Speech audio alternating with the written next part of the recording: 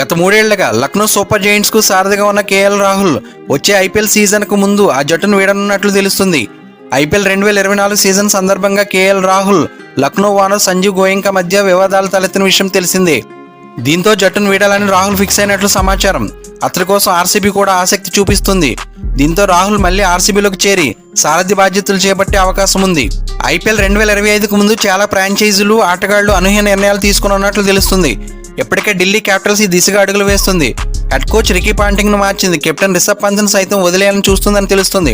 దీంతో అతను సొంతం చేసుకోవాలని చెన్నై సూపర్ కింగ్స్ పట్టుదలగా ఉందని సమాచారం. దీనిపై మరికొన్ని రోజుల్లో స్పష్టత వచ్చే అవకాశం ఉంది. ఇక ఐపీఎల్ 2024లో ఓ జట్టుకు ప్రాతినిధ్యం వహించిన మరో కెప్టెన్ కూడా ఆ జట్టును వీడనున్నట్లు తెలుస్తుంది. అతడెవరో కాదు, Lucknow super Giants captain KL Rahul. అవును, ఐపీఎల్ 2025 మెగా వేలానికి ముందు కేఎల్ రాహుల్ కూడా జట్టును వీడాలని భావిస్తున్నట్లు తెలుస్తుంది.